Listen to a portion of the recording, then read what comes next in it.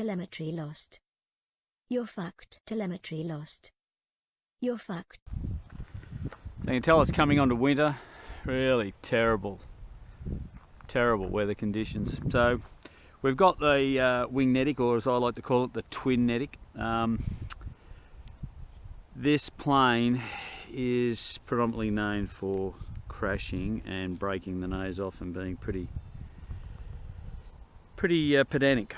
So what we've done is, and this is an old mod, put these Bixler 3 wing mounts from Thingiverse on there, running these little 1806 2300 kV motors with a 5x4 prop. Put them on there, just lined them up with the joins there, so it wasn't down here and it wasn't up here.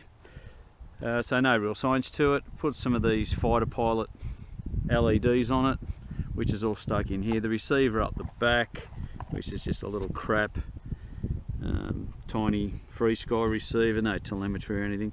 Had to put a lead weight and a R2D2 motor mount up the back, and just to give it the old CG right, because the batteries that we're flying up in the nose are fairly big batteries. They're not just tiny little batteries. Having said that, the nose is all one piece, the motor's out of it, so that lightened the nose up a little bit for us.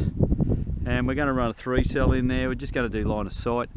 Last time I flew this out, I had a problem. These motor mounts, the screws come loose in there, so that one you can see is nice and neat. That's been redone and I've Loctited that on. That's the original.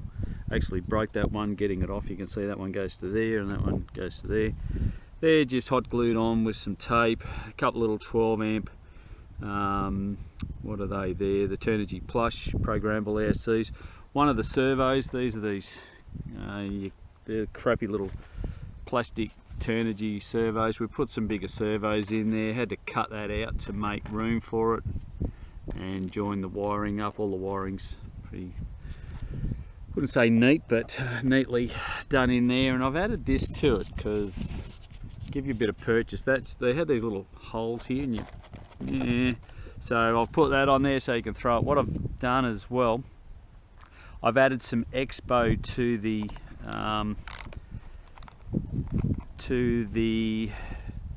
controls. Now, being a quadcopter pilot, you usually don't use Expo, but what I did is I transferred that over into my fixed wing, and I found that I was having a lot of crashes, and been not a fan of Expo, never really tried around with it. Anyway, what I've done with this is lowered the rates, because this thing here is pretty well out of control. It is pretty quick. As I said, I mostly fly 3 and 4 cells in this, where it was meant for 2-cell.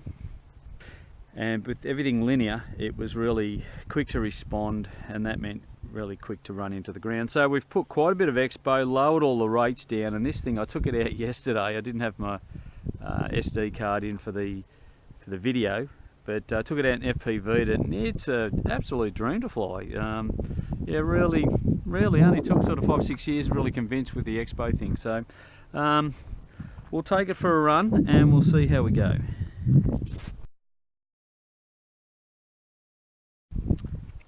So also this little thing, this is the backpack that goes on the wing Netic, or the twin Netic.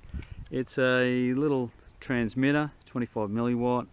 It's got a little set of dip switches there for your channel selection that I put on. A tiny little FPV camera with a tiny little antenna.